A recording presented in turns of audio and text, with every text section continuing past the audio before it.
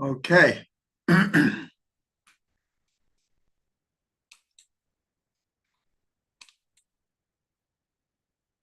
Welcome everyone to Fundamentals of Kabbalah and Chassidut. Tonight we're beginning a new short series, and I want to explain why I chose to do this. And I probably will not explain it each time. This series will probably be approximately 3 classes, maybe 4. And the logic here, I'm speaking to the ones who are live tonight and those who will be watching later, is most of you probably know we just finished I think it was a 4-month series called Maaseh Merkavah, the workings of the chariot. And along with the workings of the chariot, many times we mentioned what's called Maaseh Merkavah, Maaseh Bereishit, the workings of creation. Both of these mystical traditions really go together. And so I decided that I want to now follow up with a series on Maaseh Bereishit. And when I began to prepare, I realized that I had already recorded much of what I was hoping to say. There is a 5-part audio series called In the Beginning that I did many years ago, but it's really excellent. And we have the transcripts. And then for people here, just maybe a year and a half ago, something like that, we did a whole series called Mysteries of Creation. And that was, In the Beginning, was basically about just the first day of creation. 5 classes on the first day of creation. Mysteries of Creation went through the 7 days of creation. And then I found that we had already done something very connected, which was the worlds of Tohu and Tikkun and Shvirat HaKelim, the breaking of the vessels. So this obviously has to do with Maaseh Bereishit as well. And then there was one other series that we did, which was only 2 classes on space and time. So these also connect to Maaseh Bereishit. So I was thinking, well, I better pick a different subject because I've already given over what I had thought I was going to give over. I have all the transcripts, and I've mentioned it a number of times. It was Robert Berman, who's here with us tonight, who originally suggested I do Maaseh Merkavah. And then he once said to me, he said, it would be great if you do a 2-book together set, one on Maaseh Bereishit and one on Maaseh Merkavah. And that is very, very possible that I will do that. But then I realized that when I went through these other classes that I've already given, it wasn't in exactly the context of the mystical tradition called Maaseh Bereishit. And so that is what I hope to accomplish in the next few weeks, is what I call the introduction to Maaseh Bereishit. And hopefully with this short series, along with the other series that anyone can get to on our website, it's all there, all the other series, I'm going to put them all together in a book about Maaseh Bereishit. But I realize that there is some missing information. So that's just an explanation. I'm not going to do this every week. I'm just going to call this the introduction to Maaseh Bereishit. And therefore, I'm not going to be delving deeply into many of the subjects here, though there are a few that I will delve into because I don't feel they were covered quite yet. So that is the introduction to the introduction. So let us begin. When we studied Ma'aseh Merkavah, our main source was in the Talmud, in the tractate of Chagiga, in the second chapter called Ein Dorshin. That is considered the most mystical chapter in the entire Talmud, and it deals with exclusively Ma'aseh Bereishit and Ma'aseh Merkavah, the workings of creation and the workings of the chariot. And as we have learned, and we will deepen our learning of this, these two parallel traditions, mystical traditions, was really the basis of all Kabbalah that would come after it. These two subjects, Ma'aseh Bereishit and Ma'aseh Merkavah. And so simply, Ma'aseh Bereishit is the study of the 7 days of creation. And the text, of course, is the opening of the Torah. And Ma'aseh Merkavah, we learned that the focus is usually on the first chapter of Ezekiel, but that Ma'aseh Merkavah includes and encompasses far more than just that one chapter in Ezekiel. And of course, we covered this extensively in our series on Ma'aseh Merkavah. But Ma'aseh Bereishit is more contained within the 7 days of creation. And really, there's a second account of creation. If you remember, human beings were created on the 6th day. And it mentions in the first account, it mentions the creation of human beings. And then it goes to the first Shabbat. And that ends the first account. But then there's a second account. And in that second account, in the first verse and the following ones, it kind of reviews the creation of heaven and earth.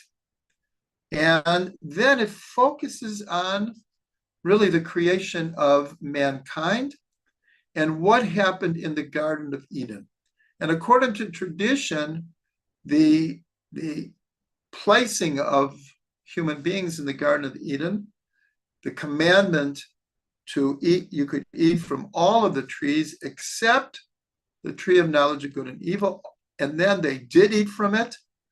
And then they had call it the punishment or the consequences of their eating from the tree, that they were expelled from the garden. And all of this is happening on really the 6th day. So in a certain way, the whole account of the beginning of humanity and all of the psychological, emotional, intellectual, existential questions that go with the creation of human beings is also, in a certain way, included in Ma'aseh Bereishit. So again, the basis, though, are the 7 days of creation. And now I'm just going to kind of go through history of other very, very important books that dealt with Ma'aseh Bereishit. So the first one really is the Sefer Yetzirah. Sefer Yetzirah, the book of formation, is considered the most ancient of all books of Kabbalah. According to tradition, it was the wisdom was initially given over by Abraham, Avram Avinu. But it went through many, many different forms and editing until the versions that we have today. And many people think it was Rabbi Akiva that kind of put this wisdom that had passed down all the ways from Avram, Yitzhak, and Yaakov, into what's called Sefer Yetzirah.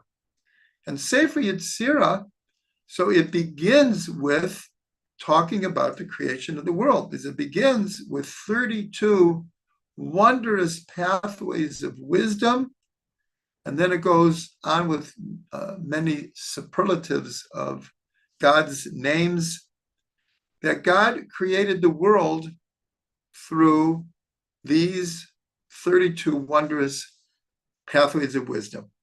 And these 32 wondrous pathways of wisdom are the 22 Hebrew letters and the 10 Sfirot. And that becomes the subject of Sefer Yetzirah.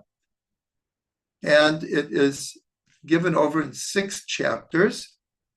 And the deepest secrets in the world having to do with the Sfirot and the letters as the building blocks of creation, as the vehicles through which God created the world and maintains the world.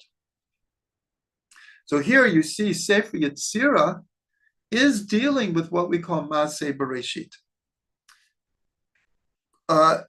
When Sefer Yetzirah was edited in the version that we have, was around the Mishnaic times.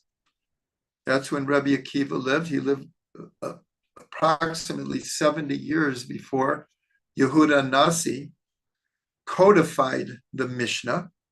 So there was another ancient book also at the same time of Sefer Yetzirah, also very mystical, very symbolic, almost abstruse in trying to understand it.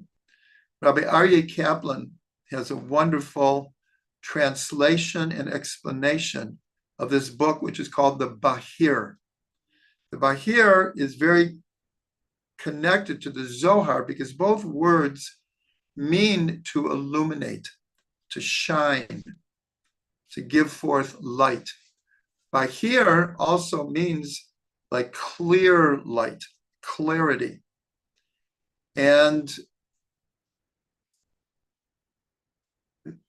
that book was, like I said, very, very difficult to understand without a teacher. And according to tradition, it was composed by Nechunya ben Akana. That was his name. He is mentioned a few times in the Talmud. He's not one of the major players in the Talmud. He is mentioned, and usually mentioned, you get the feeling that he was a mystical teacher. According to tradition, he is the one who composed Sefer Bahir. Also, by tradition, he composed Ana B'Koach. Ana B'Koach is a mystical, we almost call it a poem, made up of 6 words in 7 stanzas. And according to tradition, encoded in Ana B'Koach is the 42-letter name of God. So the Bahir also is dealing with Maaseh Bereishit, the workings of creation. And then the Talmud is, of course, the Talmud comes after the Mishnah. Sefer Yetzirah and Bahir are mentioned, especially Sefer Yetzirah mentioned in the Talmud and in the commentaries of the Talmud. Here, that's where we get into this one chapter in Masechet Chagiga, which is dedicated to Maaseh Bereishit and Maaseh Merkava. Again, for those who followed our series of Maaseh Merkava, we quoted from this tractate many, many, many times. And it begins actually more with Maaseh Bereishit and then gets into Maaseh Merkava. So here I'm just going through a history showing that this tradition called Maaseh Bereishit goes all the ways back to the imparting of the Torah that God imparted to Moshe, but its tradition continues throughout the generations. Commentaries are added, and there's always an attempt to understand these 7 days of creation from many, many different perspectives. Following the Talmud, and again, I'm just picking up the major books because at a certain point, especially after the next one I'm going to explain, which is the Zohar, then the commentaries on the Zohar and the teachings of the Zohar multiplied greatly. And then you started to have many, many, many, many books, mystical books about Kabbalah. So after the Talmud, though, the major mystical book that was called released to the public in the 1200s was the Zohar. And the Zohar, just like we said about Sefer Yetzirah, is attributed to Avram Avinu, but the oral tradition takes hundreds, if not thousands of years to coalesce into written material. It was all given over orally. So the main person who initiated the teachings of the Zohar is Rabbi Shimon Bar Yochai. But according to most people, he didn't write the Zohar, but he gave over the teachings, and there were manuscripts that were handed down, but it remained as an oral tradition until the 1200s, and it was finally called released to the public. It had been kept in secret societies that were learning Kabbalah, these mystic traditions of Maseh, Bereishit, and Maseh Merkavah. In the 1200s in Spain, it was finally released as what we'll call a book. And then later, of course, when the printing press came, but even before that, people then started transcribing it in scrolls, and it started getting around. And once the Zohar came on the scene, it became the foundational book of what we now call Kabbalah. Now, in the Zohar is basically an explanation of the portions of the Torah. It goes through from Genesis to Exodus to Leviticus, all the way through the Torah, with many, many different tangents. And then there are other sections that were placed in the printed Zohar that fit in between the parshas. One of them is called Raya Mehemna, the faithful servant. There's one that's called Idra Rabbah, the great meeting place where Rabbi Shimon Bar Yochai meets with his top students and gives over the deepest teachings in the world. And then on his day of his death, he gives over a whole series of teachings called the Idra Zuta, the smaller gathering. One of the sections of the Zohar, today it's usually printed separately from the Zohar, is what's called the Tikkune Zohar. Tikkune meaning the rectifications that are discussed in the Zohar. And this book is 70 chapters, and the theme that runs through it all is one word, Bereishit, the first word in the Torah, in the beginning. And it permutes the letters of Bereishit in many different ways. But the entire book, again, along with many tangents and side discussions, but it keeps focused on the first word in the Torah. And so this becomes one of the most important texts that is available to us now about Maaseh Bereishit. And in a certain way, in the Tikkunei Zohar, but this is true of all of Maaseh Bereishit, is that it's almost like saying the who, when, where, how, and why of creation is embedded within these teachings.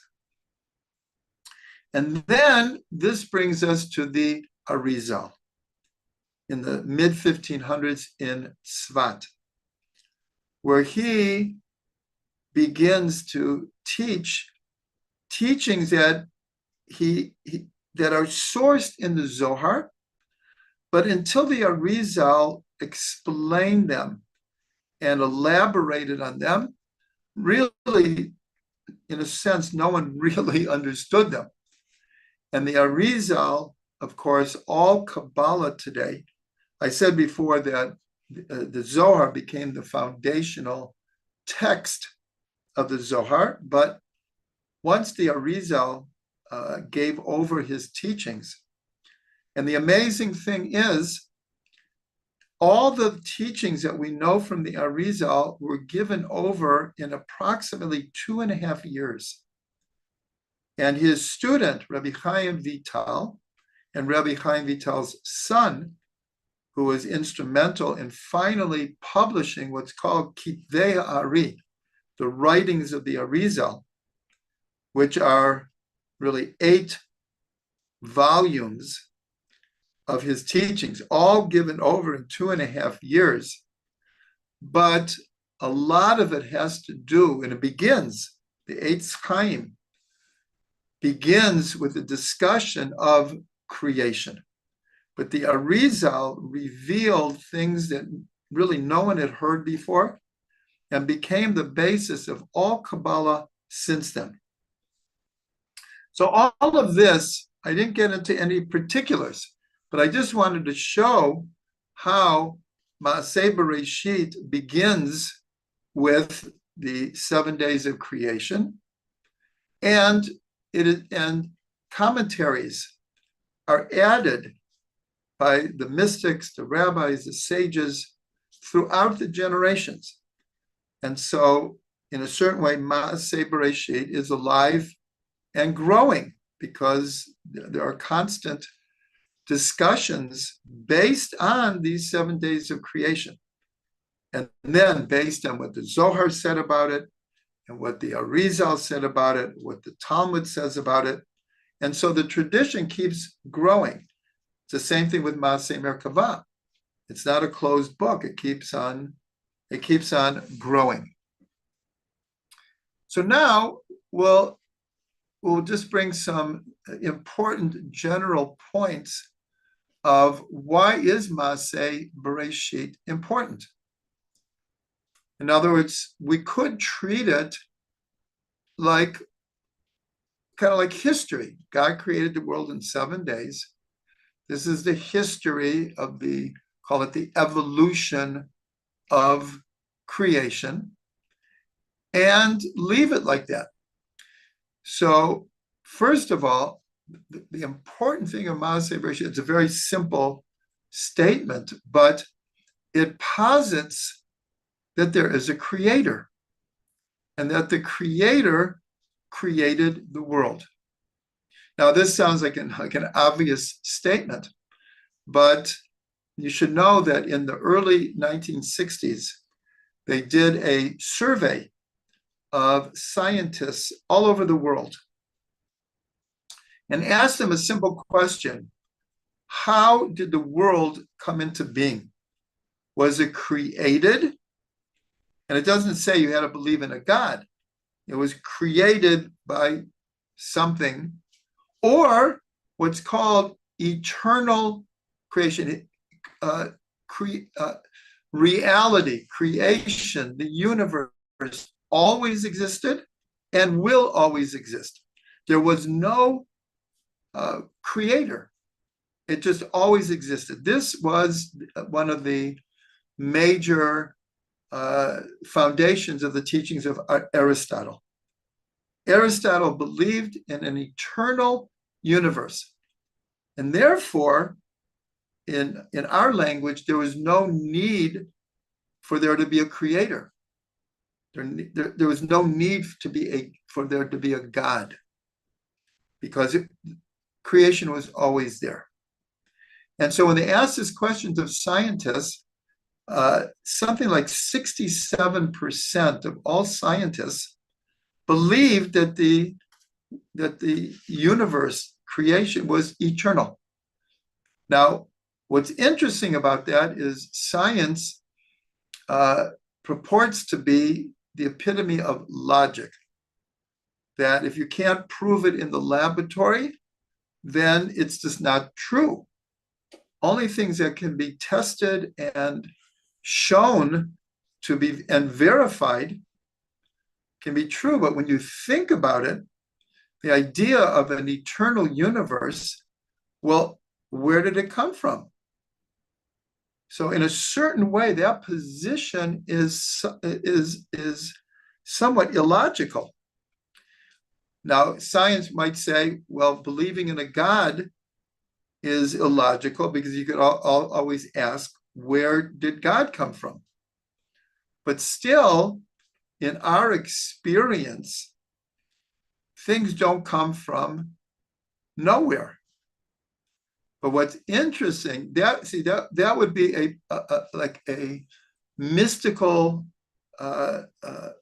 belief that something comes from nothing.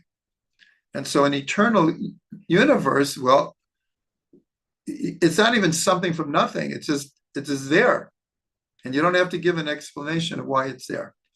Now, one of the major ideas of Maaseh Bereishit is what's called yesh mi'ayin, something from nothing. Meaning that before the creator created the world, there was in physicality, in material reality, there was nothing. And so God created something from nothing. But the mystery here, or the paradox, is that when we say something from nothing, that nothing is considered the ultimate something, because everything comes from it. It's like the womb from which the baby is nurtured and comes into this world. So when we talk about Maaseh Bereishit, we're talking just very simply in a belief in a creator, and in a belief that there was a beginning point, Bereishit, in the beginning. Now, many scientists have, in a certain way, changed their tune with the call it the discovery, or the current belief in what's called the Big Bang. Even though now people are questioning the Big Bang, not that it didn't happen, but was that the first Big Bang, or was that just a Big Bang in a series of Big Bangs? But if you go back, at some point, there was an initial starting point. Something kicked the ball into motion. Something created that infinitely small speck of matter that science calls the Big Bang, which explodes and is still expanding. How many years later that we want to say? And so many scientists now understand that there was a beginning, and that beginning had to come from something outside of physical and material reality, because physical and material reality could not just pop into existence without there being a first cause. in philosophy, this whole idea of everything has to go back to a first cause. That's what we call God.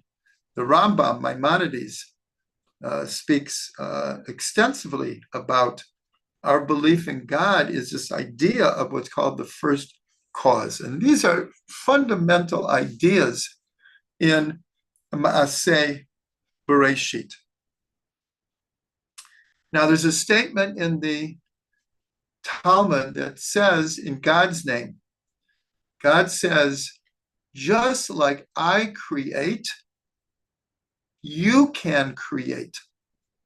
It's a very, very important statement because it helps us understand why there's such an emphasis throughout Jewish tradition in trying to understand the workings of creation. Why do we have to delve into it so much? We're here, we exist, we believe, let's say we believe in God. Why do we have to really understand the creative process that went into creation? And so this statement from the Talmud gives us a hint to it, that God is saying, just like I create, you can create. Now, this goes along with part of Maaseh Bereishit, of course, is that God creates human beings in the image of God. B'Tselem Elokim. No other creation has that kind of description of being in the image of God. Everything that's created, from the mineral to the plant to the animal to the human, has a spark of God's energy in it, or it could not exist. And this includes inanimate material, rocks and water and metals. These are all inanimate, but without being energized by a spark of God, because we know that all of matter is energy. This was discovered 100 years ago, that all matter ultimately is energy. So we study creation because by doing so, it hooks us into God's creative process. And the more we understand about creation, the how, when, where, why, and who, the more we are connected to the Creator. The more we are connected to the Creator, the more we're connected to the creative process, because we know this is one of the important subjects of Maaseh Bereishit, is that creation is not a one-time event. That God is quite literally recreating and re-energizing the world at every split second. And we've discussed this, and I'll mention it again, that science now can actually record that along with what we'll call permanent particles within an atom, the neutron, the electron, the proton, there are, and a host of other particles now. There's a whole soup of particles within every atom that they can see and they can record, and they could know even what its function is. But there are also particles that come into existence for a billionth of a second and then disappear. And in our language, that is verifying this tradition that we have, that it's not a one-time creation. Every morning we say, "Uvetuvo mechadesh b'kol yom tamim maaseh bereishit." In your goodness, you renew the works of creation every day. And so Kabbalah and Chassidut came and explained, it's not just every day, it's every split second. And science now confirms this.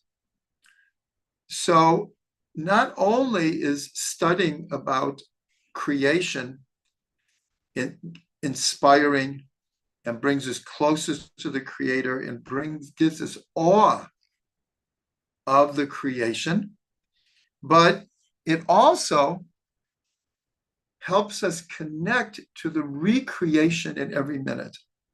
That's why in Hasidut, one of the main foundational teachings, especially of the Baal Shem Tov, was this idea of not just God recreating the world at every second, but that we need to approach life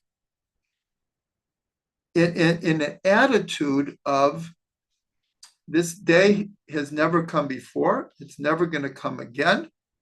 This hour has never come before, it will never come again. This second has never come before, will never come again, and that we have to train our psyche, our mind, our soul, our heart to renew itself constantly, which is a huge challenge. It's a huge challenge because most of us, we get caught in the cycle of rote and routine. There are certain advantages of rote and routine, but if there's not also an attitude of renewing ourselves daily, constantly, then we fall under the entropy of rote and routine. So this is such an important idea that just like God creates, he created us that we can also create. The last word of the 7 days of creation is la'asot. Asher bara Elokim la'asot, that God made to do. And everyone asks, it's so redundant. Why do you have to have the word to do? What does that mean? Everything that God made to do. So as explained, to do, la'asot, means letaken, to rectify. And this is the whole teaching that God has created the world in a way where we become partners with God in ruling the world and healing the world and fixing the world, improving the world, bringing light to the world. That is our function. That is our purpose in the world. So all of this is connected very deeply to the idea of Ma'aseh Bereishit. Now, when we were studying Ma'aseh Merkavah, we mentioned that every day, in very, very important part of our prayers, there's two sections that are taken, one from the experience of Isaiah with Ma'aseh Merkavah, and one from Ezekiel. And that's in our daily prayers, where we recite, Holy, holy, holy is the God of hosts. Excuse me, the whole world is full of his glory. And then the angels respond. Isaiah was hearing the angels saying, Holy, holy, holy. And then in a different experience of Maaseh Merkavah, Ezekiel says, Baruch kavod Hashem mimkamo. Blessed is the glory of God from his place. And the point is that Maaseh Merkavah was included in our daily prayers. And as we learn, not just once in a day, but if you have a minyan, then these are repeated within a day many different times. Now I want to make the same point with Ma'aseh Bereishit. So I just quoted one of the verses, and it actually appears in slightly different language 2 times in the morning prayers, that in God's goodness, he renews the works of creation every day. Ma'aseh Bereishit. So it's very significant, because if we look at Maaseh Bereishit as this mystical wisdom that is secretive and is only studied by those people who are on the level, and there's a certain truth to that. But here, the sages purposely put these words into our prayers. And so we say this twice a day, twice in the morning prayers. Uvetuvo, mechadesh, b'kol yom tamid, maaseh bereishit. What's interesting, though, is on Shabbat, we repeat it a number of times. And so for those who were here at the beginning, I played a song, which was taken from the Amidah that we say on Shabbat. And so I'm not going to read all the words again, but the last words of this very beautiful passage in the Amidah that we say 3 times a day. Ashkenazim only say it once. Svard and Svardim, Hasidim say it 3 times. And it ends by saying, Chemda Yamim Oto Karata Zecher L'Maaseh Bereishit. That this is talking about Shabbat, and that God calls Shabbat a precious day, a remembrance of Maaseh Bereishit, a remembrance of the workings of creation. So in Shabbat, we say it. And then like I said, other than Ashkenazim, we're saying it 3 times a day. Ashkenazim say once, meaning on Shabbat.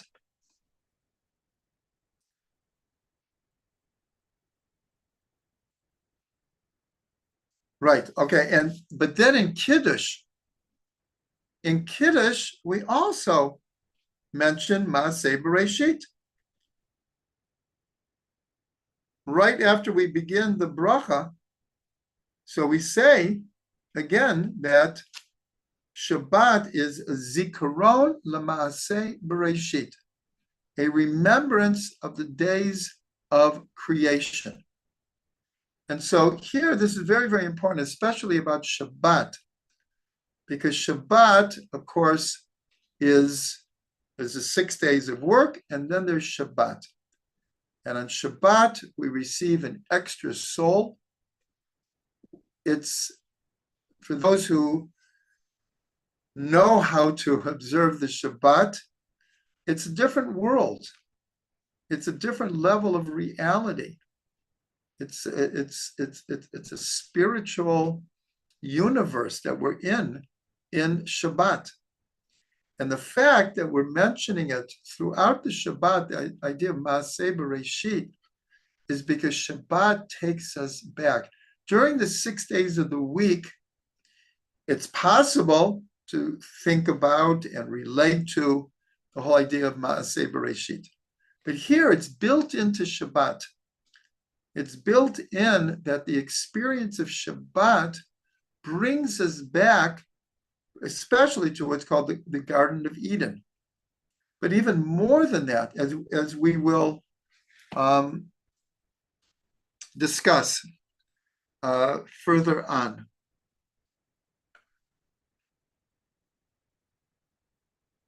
Yeah, we're going to get back to this idea of how does Shabbat bring us back to the workings of creation.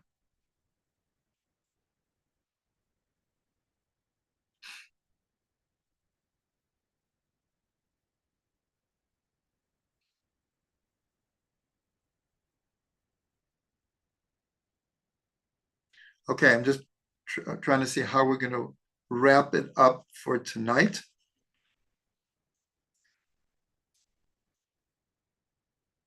Okay, you know what? I'm not going to put it off. I want to continue this idea of what is it about Shabbat that brings us back to Maaseh Bereishit.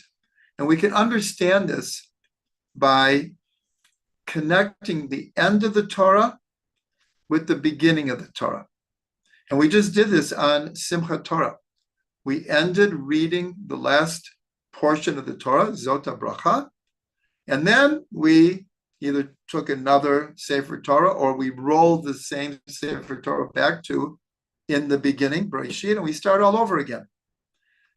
In Hasidut, there's this idea, we know that this idea of juxtaposition is very, very, very important throughout the Torah. Why is one mitzvah next to another mitzvah? Why does one portion end and another one begins? What's the connection between them? Many times Rashi, this is the first thing he'll address in the discussion of the Torah portion. What does the beginning of this portion have to do at the end? So Hasidut does the same thing with the entire Torah. What does the end of the Torah have to do with the beginning? So some read it, the last words of the Torah, excuse me, are Le'enei Kol Yisrael. All of the wonders that Moshe did in the eyes of all of Israel. That's the end of the Torah. In the eyes of all of Israel. And then Hasidut says, just connect it to the beginning. Le'enei Kol Yisrael Bereishit bara Elokim et Shemaim et ha'aretz. In the eyes of all of Israel, in the beginning, God created the heavens and the earth. So everyone will ask, well, what does that mean? In the eyes of all of Israel, God created the heavens and the earth. And so this is connected to this idea that when God was, call it, contemplating creating the world, the thought of Israel arose first. The thought of Israel arose first. And this is connected to a midrash that says that when God wanted to create the world, he asked the souls of the tzaddikim, should he create the world? There's other midrashim that he asked the angels, should I create, actually that is, should I create man? So the one that I want to concentrate is, he asked the tzaddikim, should I create the world? So everyone asks, what tzaddikim? Tzaddikim are righteous ones. There's no world. There's no creation. This is before creation. So who is he asking advice from? Who is he consulting with? And the answer is these tzaddikim, these are the future souls of Israel that would be created. In other words, just like we say that the divine soul is an actual part of God above. So here it's as if God is having an inner dialogue with himself, because the souls of the tzaddikim are an intrinsic part of God himself. So now we could read this again. Le'enei kol Yisrael bereishit bara Elokim et hashmayim et ha'aretz. In the eyes of all of Israel, in the beginning, God created the heavens and the earth. Now this is connected to making Kiddush on Shabbat. And if we look at the words of Kiddush and then the function of Kiddush, we could state it like this, that making Kiddush is we are giving, as it were, testimony in our belief that God created the heavens and the earth in 6 days, and on the seventh, he rested. Now, as we discussed before, and especially if we go back to a world that was inundated with idol worship, so giving testimony or asserting or sharing our belief that there is a creator and he created the world in 6 days and rested on the seventh. That's a whole other discussion, how we understand these 6 days and the span of time associated with it.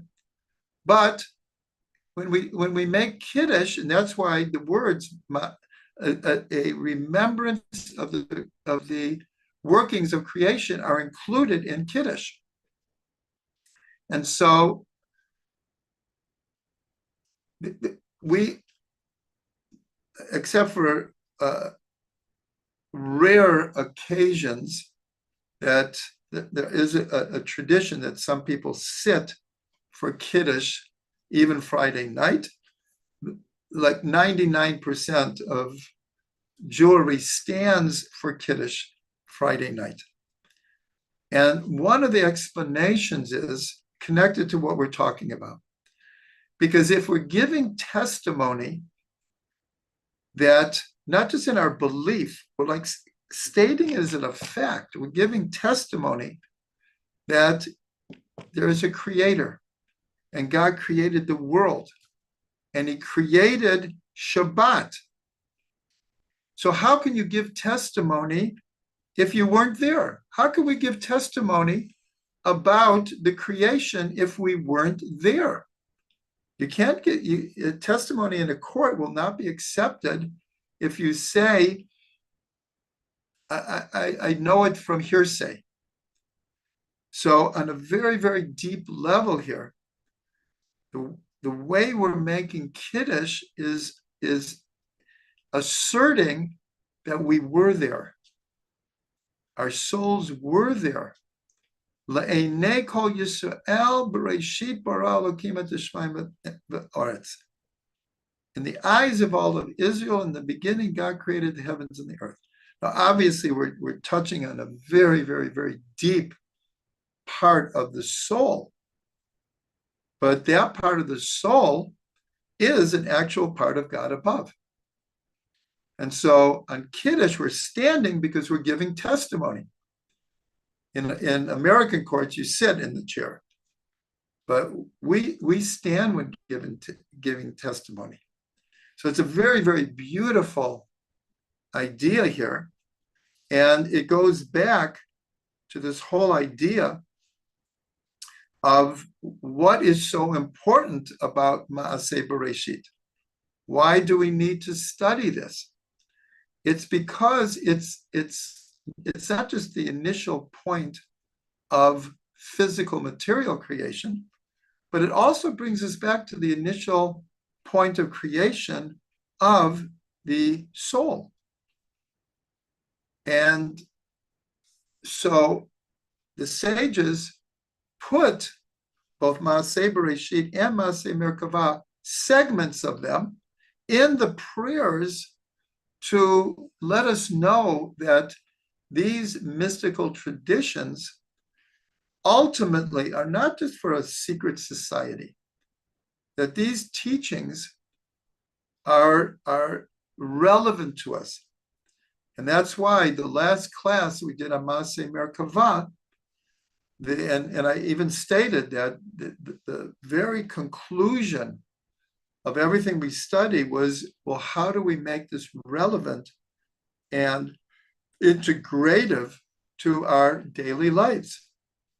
And there I gave a whole number of ideas and suggestions of how to make Maaseh Merkavah a living part of who we are and how we see the world, and especially how we understand the Torah and observing the Torah.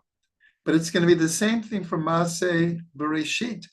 Maaseh Bereishit, since God is recreating the world at every split second, then the more we know about how God is doing that, why is he doing that? What are the reasons for creation in the first place? All of this has to do with Maaseh Bereishit.